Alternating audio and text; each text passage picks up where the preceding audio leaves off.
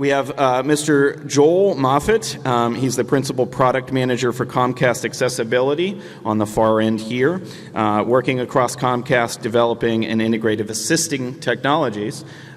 So that's really exciting for me as a rec therapist as well, because we talk about accessibility all the time. And then, without further ado, the aviators. So the veteran cast here. So we have Major Alistair Latham, Marine, okay, so a little camaraderie here.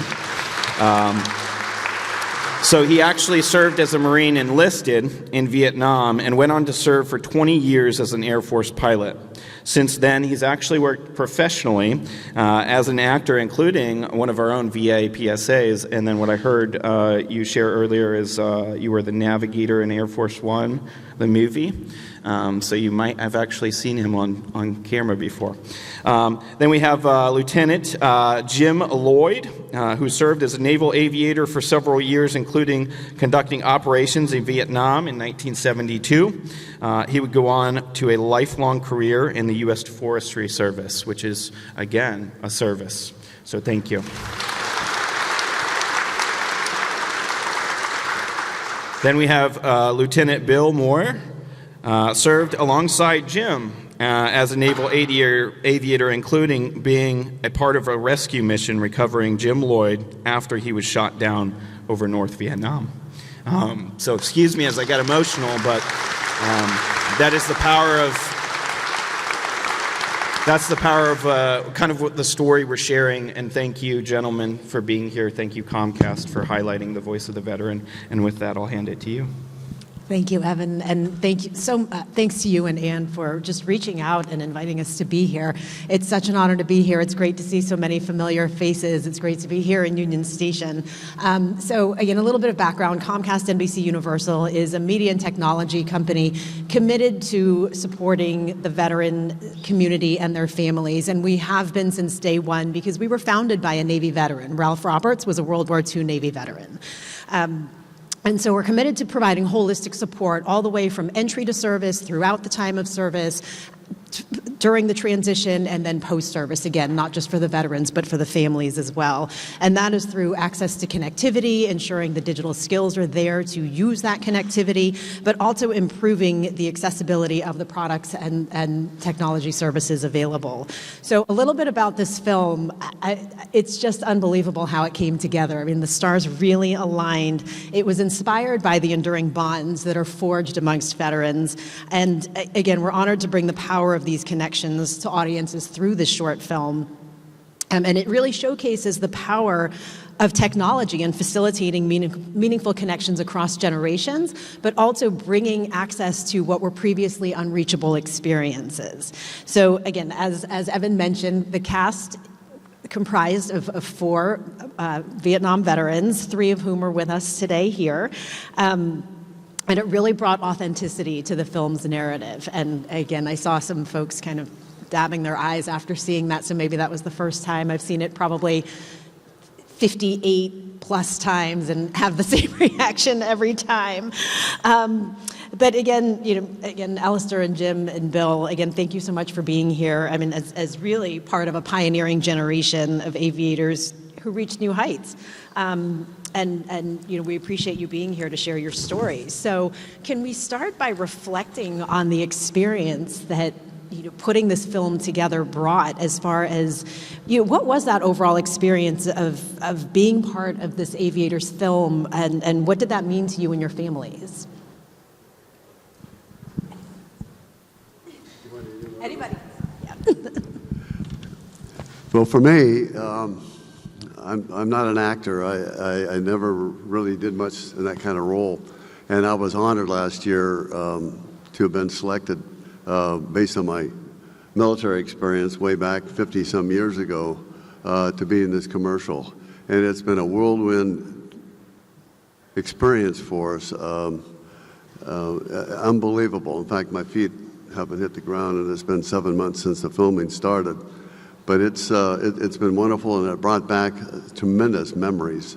It just took that 50 years away, and it's yesterday. Flying with my friends, the experience we had, and then it's been great to have two of the guys that I flew with be in the commercial with me, along with Rock. And to be a mere mortal again when this is all behind us is going to be tough for me.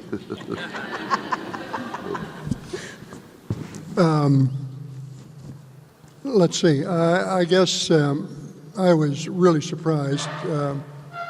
This all started out with a phone call from Jim saying that he'd been contacted and they needed some of his squadron mates to participate. I didn't even ask what it was. I just went. We started out with a Zoom call. And in the Zoom call, we had trouble getting some of the people connected. And so Jim and I and Razor, who isn't here with us today, but we all sat and visited. When it finally ended, I thought it was a bust. So just set it aside. And the next morning, got a phone call and said, we're going to start filming and you need to be in New York on Sunday. I still didn't know what it was about, actually. But because Jim, well, still don't, yeah. But because Jim asked, I would have been there. And so what happened to us was that we spent a week reminiscing, and it was interrupted by the filming.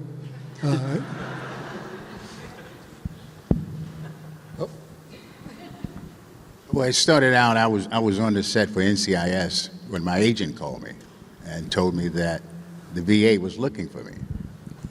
And I said, okay, what did I do wrong? And she said they were looking for former Vietnam veterans and pilots. And so I applied, and next thing I know, I'm standing in front of Catherine Bigelow from Hurt Locker. And I thought, wow, this is amazing.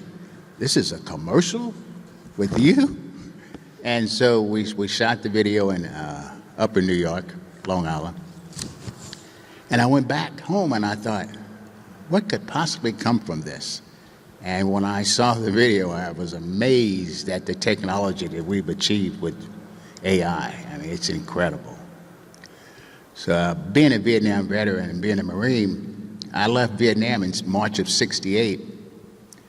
And at that time, it was not a very likable war, so to speak. People spit on me. And it was a real bad situation coming back from that time.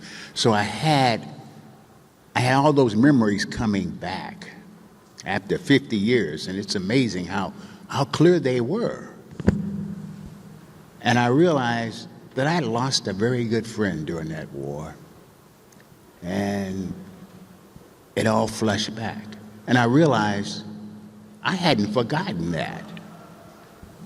And I also realized that I needed help. So I went to the VA. And I got help. Thank you.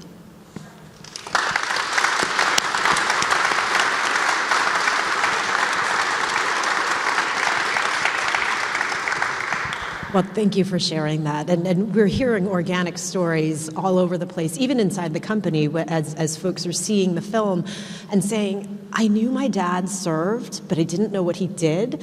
And when I sent him a link to the video, he said, oh yeah, I flew that plane. And again, so it's bringing generations together, and it's opening up conversations that have never been had before, and it's bringing people closer together. So we're just so grateful for that. But let's talk a little bit about what it was like for you to experience this VR technology. I know we have some behind-the-scenes clips that we've seen, and we've talked about it a little bit. But can you share with the audience what that was like to bring you back to the skies? And again, anybody. Well, again, it was 1972 when we were in Vietnam. It was a pretty exciting time, and unfortunately we lost a third of our airplane, so it was an emotional time as well. And you develop very, very strong bonds between your squadron mates, and your life depends on them. Their lives depend on you. And then I got out of the Navy in '73 and went about my civilian life.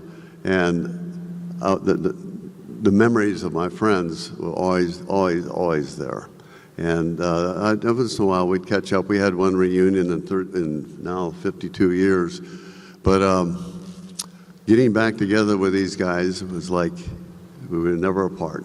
They're the same guys, a few wrinkles, a little more gray hair, but the same guys. And it was wonderful. We relived it. Actually, we were pretending or acting to be in a reunion in the commercial that it depicts. We were actually at a reunion in the commercial. So. The best part of having so many of us from the same squadron is that it kept the lies from getting over-exaggerated. The other thing is at the time, Jim just mentioned it was 72, 73. When I left Vietnam, I left the squadron and I went back to Pensacola and I taught for a year. And then I also separated from the Navy. I know it has to go back. World War II has to be more meaningful than ours. But we flew, when we got to Vietnam in 72, the powers to be decided that we would move north. We had actually backed up primarily in the south. And so when we went back, we started our missions, and I had 10 missions in South Vietnam, 130 in North. And the North had more surface-to-air missiles than the entire United States. And so consequently, when you flew up there, you were never not in the missile envelope. And so it was either missiles or AAA or small arms fire, but you never went over for a mission where somebody welcomed you. They were all opposed to us being there. So it impacted Jim's and my, everything we do. Very proud of it. I can also mention that when we came back, nobody was celebrating Vietnam at the time, and I've heard it here several times, and I appreciate it. People have said, thank you for your service. Oh, well, we didn't hear that for 30 years. So that's new to us, and sometimes we flinch because it's just something we're not used to hearing all the time. And I get to point out one other thing. We've been able to travel with our wives on this, and so when we went to North Vietnam, we were supposed to be an East Coast carrier. We were going back to the Med. In fact, my wife, Ginny, and I, we were in Miami on a vacation before I deployed back to the Mediterranean. And we got up to have breakfast, and the newspaper said, is the Saratoga going to Vietnam? And I told her, no, we're going 2 weeks we leave for the Med. And so towards the end of breakfast, I said, well, I'll call the duty office. And I called them, and they said, oh, we've been trying to reach you. We leave in the morning. So we threw everything in the car, went back to Jacksonville, put Ginny and my only son at the time on an airplane back to Portland. I don't think my clothes got up to me until we'd been at sea 3 months, but finally got everything at the time. So it was a real surprise. And we were there for a long time, and the standards are different, meaning we didn't have cell phones. And so consequently, the travel back and forth and the time we spent there, it was in the neighborhood of 14 months, and in 14 months, Ginny and I talked 3 times. And the way you did that is that they did it by shortwave. So we went down in the ship, and somebody phoned shortwave to somebody, to somebody, to somebody in San Francisco who made the phone call. And then the whole world was listening. So you'd say, I love you, over. And she'd say, well, I love you too, over. And so it wasn't a really easy conversation. But that was the standards at the time. just wasn't a way to communicate. And I would think World War II was worse. It had to all be by mail.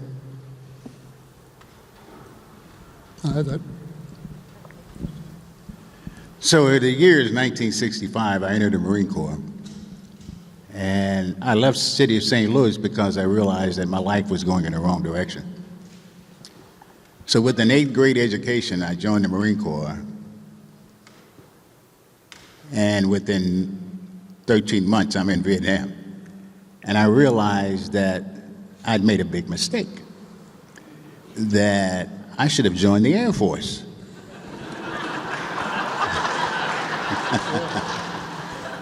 So here I am in Vietnam, going on and on. I'm in Da Nang, and I realized that after 3 months of being in Vietnam in the Marine Corps, all I've been eating is out of a can.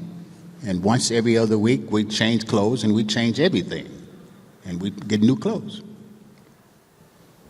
Here I am in Da Nang, and the Air Force has chow hall, steak, milk, ice cream. I was like shocked. Like, I didn't think this existed in this country. Next door was a movie theater, popcorn, soda pop. I was like, oh boy, did I make a big mistake.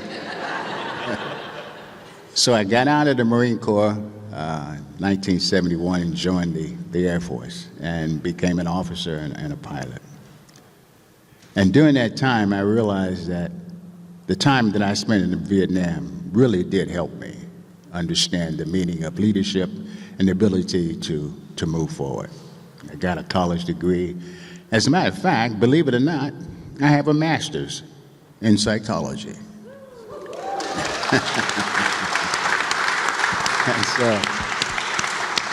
But you might be surprised why I did that. I didn't get a degree in psychology because I wanted to move up in education. I did it because I wanted to prove to myself that I wasn't crazy. And I'm still working on the results. But Vietnam was one of those times in which I didn't talk about for over 20 years to anyone about anything. And no one in my family even asked me about it, and so I kept it to myself. And it wasn't until recently that I realized that AI is probably the best thing that we could ever do to bring everyone together under one roof, no matter where you live and how you live, or what country you're in for that matter. And this video that we just did proved that.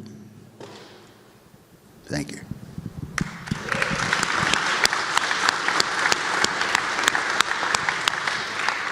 Oh, thank you all. And Joel, I want to shift to you for a minute here. Could you first share with the audience a little bit about what you and your team do, but then also tell us your initial thoughts, in reaction to the video and the use of VR technology, and how you see user experiences like these influencing future design opportunities. So, Sure. Three-part question. That's a lot. What's that? I have to follow them now? Honestly, this is very much an honor to share the stage with you all. I feel like I'm just the guy who has the best seat in the house right now. And I'll say it one more time, thank you very much for your service and for your continued service in sharing what you're sharing with us today. I think it's very, very important. Thank you very much. And to everybody here for your service also.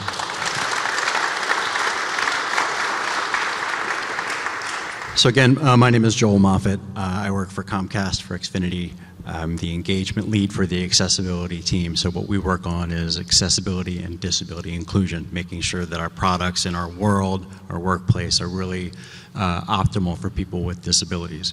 Now, I'll share, too, a little bit about myself. I've got Usher syndrome. You saw I came up with a cane. I also use hearing aids, so my vision and my hearing are deteriorating over time.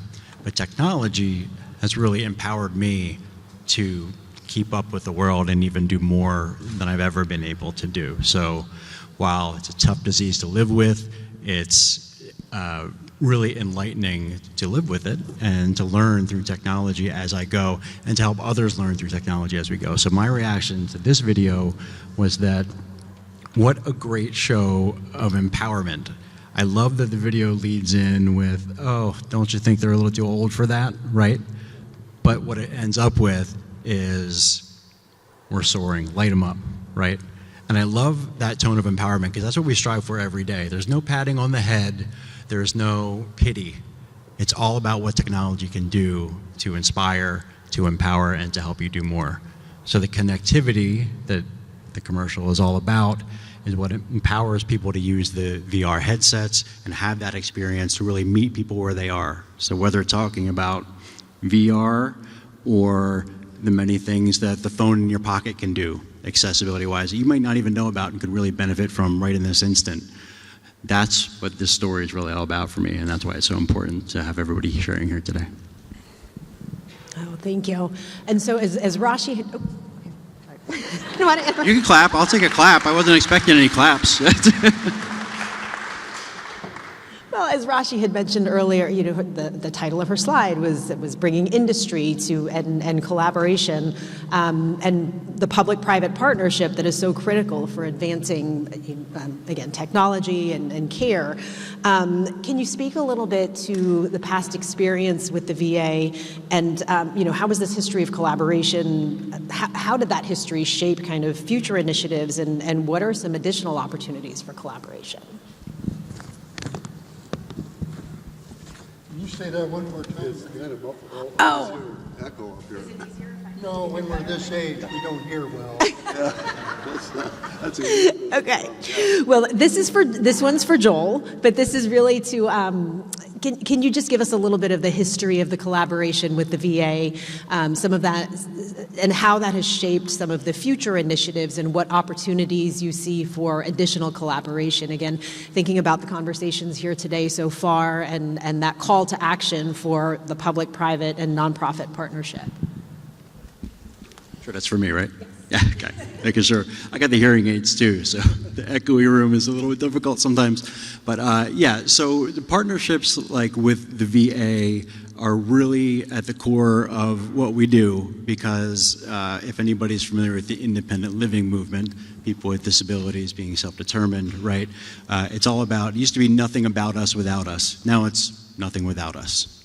We want people with disabilities who are going to benefit from our products and services to be a part of creating those as equal partners, not just as a voice at the table, but being heard at the table and recognized not in spite of a disability, but because of a disability, right? The expertise that we bring to a table, right?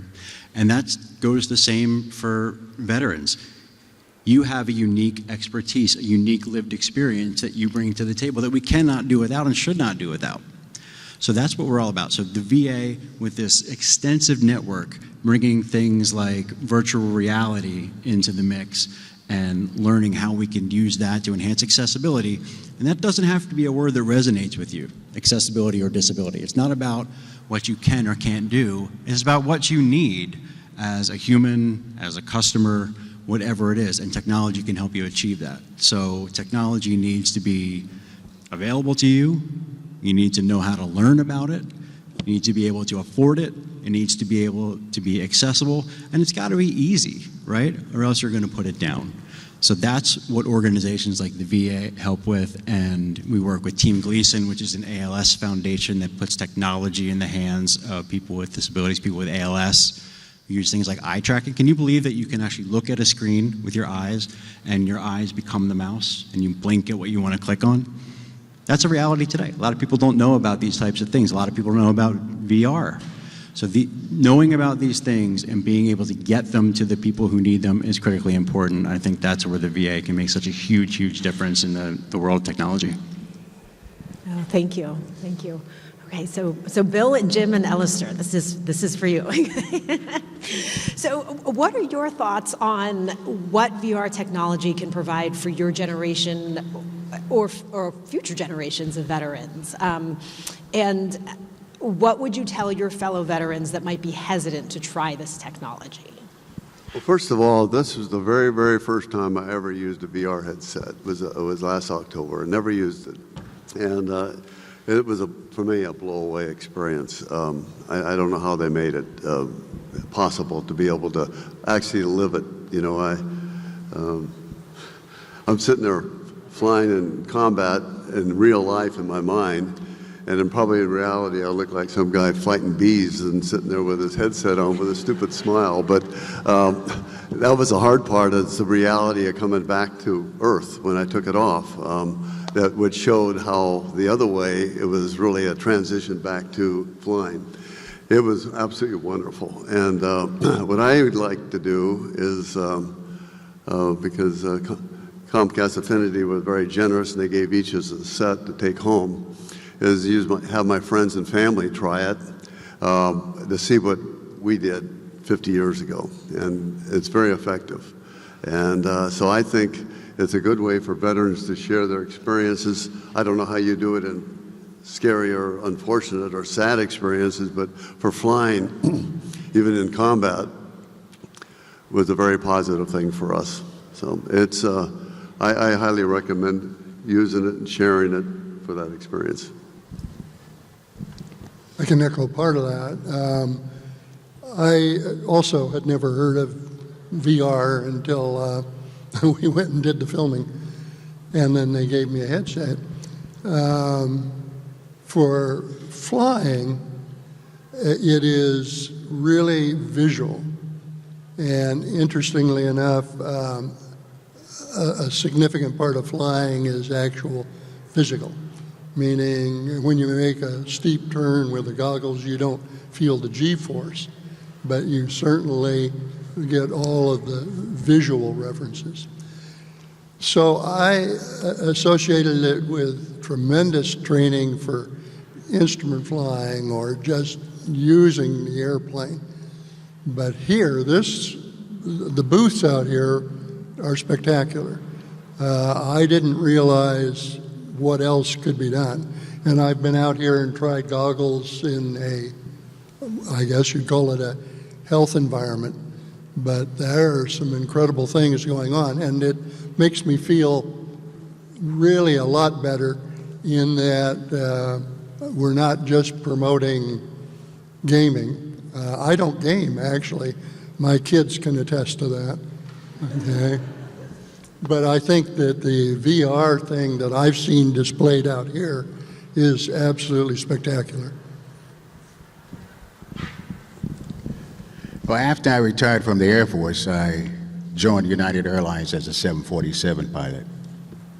And I toured the world. I went to every country in the world. But one of the places that I went to, China, I realized that virtual reality was a big thing over there. Headsets were a big thing. So I learned how to use the headsets 20 years ago. But it wasn't much. Up until just recently, I had no idea that you could be sitting at your home on headset with someone else in Thailand, someone else in Hong Kong, and you can get together and fly in formation using these virtual headsets. It's amazing the distance they've come in 20 years. So how do you see this potentially improving the lives of veterans? I see the improvement on one aspect extremely well.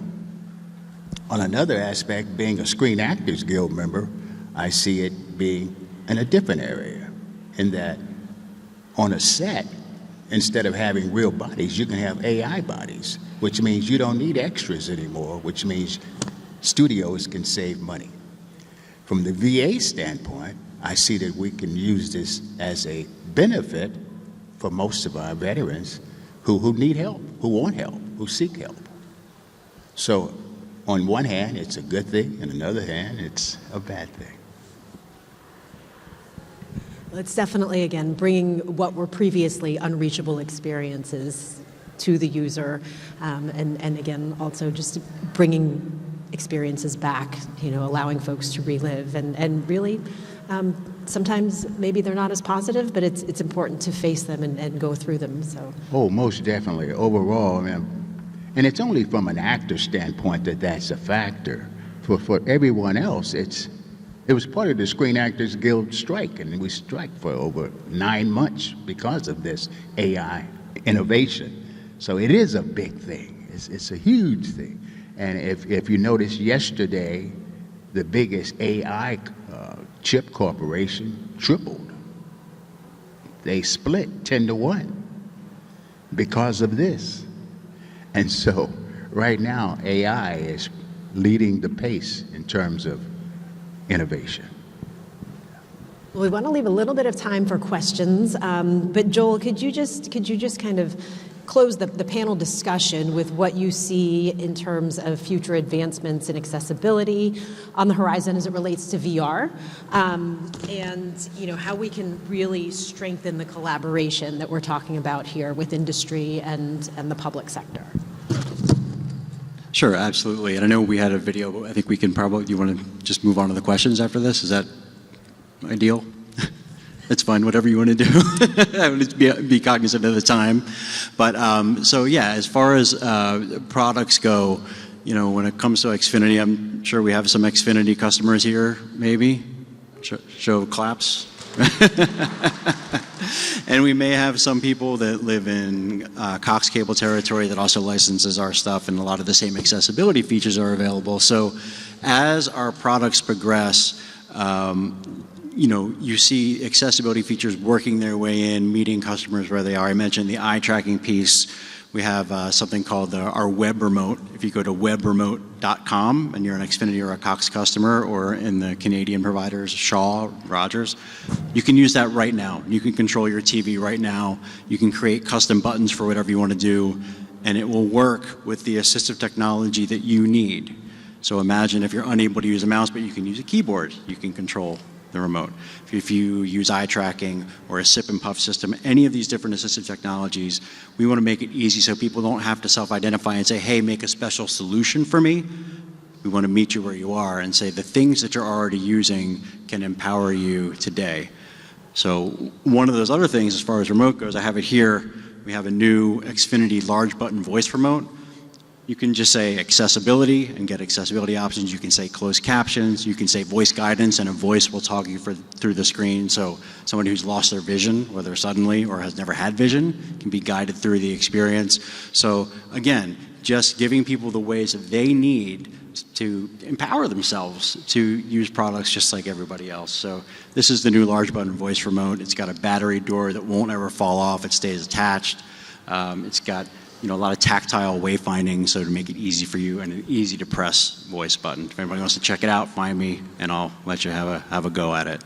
But the areas of VR are still so fresh and new. AI is still so fresh and new.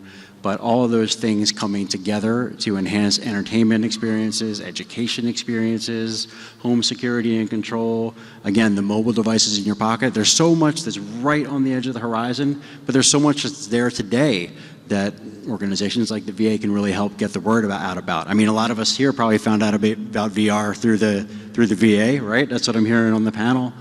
So I think that's where you're going to see things going, and it's going to be a really cool ride, so stay tuned. Thank you. It's been particularly compelling, especially to hear from Evan and Ann and their teams, just the feedback that they've gotten and just the outcomes with the immersive treatments, immersive technology treatments and therapies. So it's great to see that the VA is continuing to move in this direction, and I'm looking forward to seeing what that number of headsets is for 2025. But with that, I want to allow a little bit of time for a Q&A here. We have about 6.5 minutes, so for the audience members, please feel free. Any questions for Joel or our aviators, our veterans?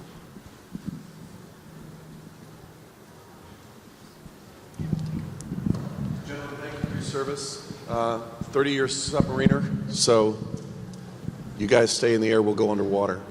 I got it employed to stay out of submarine. Yeah, you got to do it. Did you guys fly with Pistol Pete Taylor, A4 pilot, Vietnam? Haven't, no. Okay, anyway.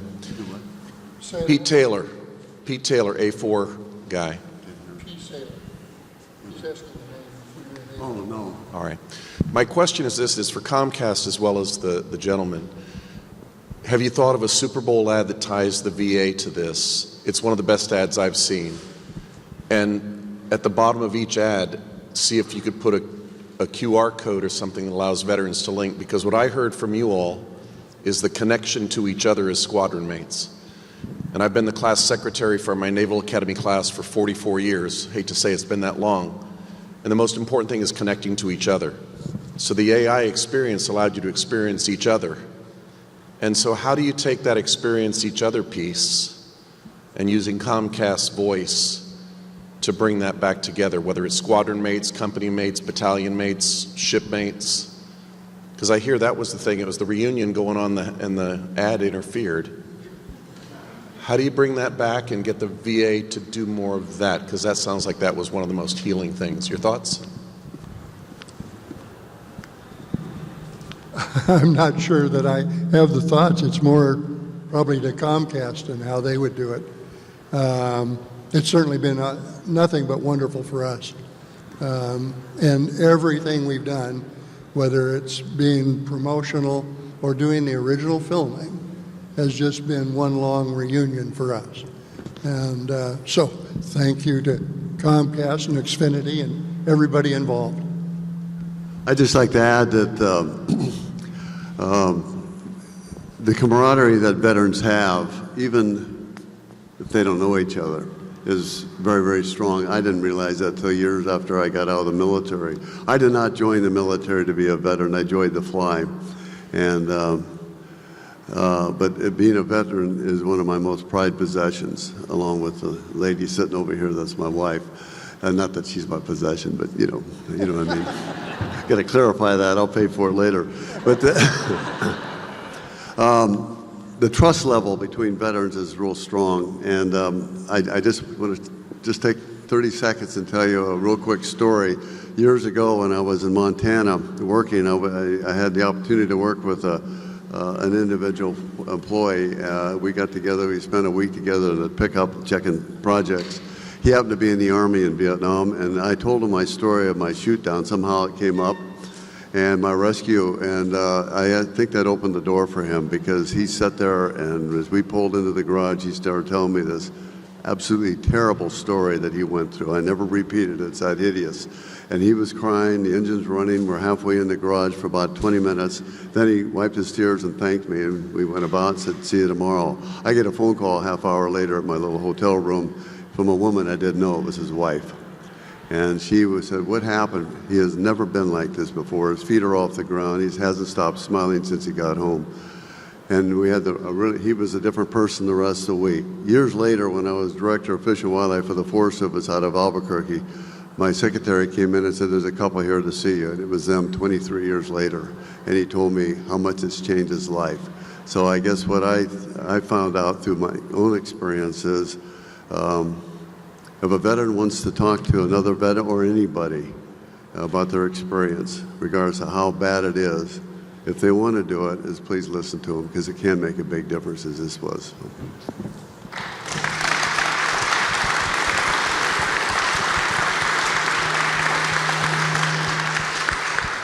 And I'll just say, from the technical side, there's probably a lot of different ways to slice that answer, so I can't really answer very well from the technical side. But if you think about what these gentlemen have gone through with this commercial, what brought them together to reunite as their small community, that's the power of connectivity, right? Connectivity enables these connections. And like I said, there's a lot of ways technically we can do that, but if you think about the products that Xfinity has, mobile, TV, internet, right? Those are all the things that enable those connections. You know, I reconnected with an uncle of mine years ago who, after he served, had some issues and became unhoused. And I imagine now, if I was trying to reconnect with him, trying to find him, it would be a lot easier because of the amount of information that's out there and the connectivity that we have. So, yeah, there's a lot of ways to come at that, but I think, you know, we see it just improve drastically over time, year by year. Yeah, and there's definitely opportunity for us to collaborate and cross-promote, and again, think about how can we share more about what the VA is doing with the audiences we reach, and vice versa. So there's definitely opportunity for that collaboration, and we just have to get the right teams together to continue to build upon that. So thank you for bringing up that point.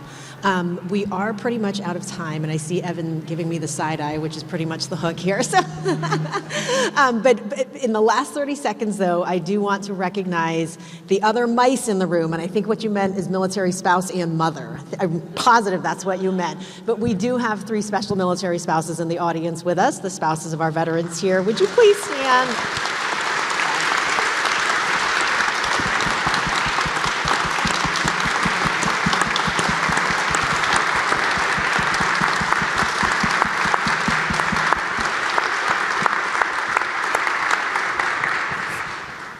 thank you again for your lifelong support, for your service, for your continued support. Thank you so much for being with us today. Thank you for inviting us to be here, and thank you to you all for being part of this ecosystem that is going to just continue to improve care for our veterans.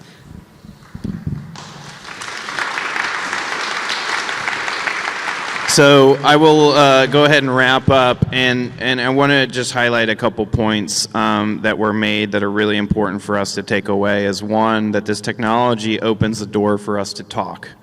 As veterans, we hold a lot inside, and I can personally say one of my first experiences administering therapy with VR, a gentleman told me that I brought him closer to his father. Who was a naval pilot as well. So the other big thing is that camaraderie is really important, and we say it all the time, but I'm not sure we listen to that as much as we should. That veteran-to-veteran communication is really powerful, and I truly believe, while you see me on LinkedIn posting all the time about everywhere that I go, that's part of what we have to do. And it is part of why some of these folks, in fact, one of these gentlemen said, I think I've seen you before. And that's probably because he's seen a commercial or a video from social media or something, or somebody has said something to another veteran, and that's a really powerful word of mouth. And that was pointed out, that trust. And then the other thing is that I really want to honor these gentlemen. I'm very thankful for you to share your stories, for what you've done, not only for yourselves, your country, and also in sharing your story. And we could not be more honored to share that and to highlight that, and for everybody here in the room to also recognize and honor that, as well as their spouses. And so I'm sure you'll get bombarded with some questions and introductions. We'd love to introduce you to folks, but first and foremost, welcome home, and thank you for your service. Thank you.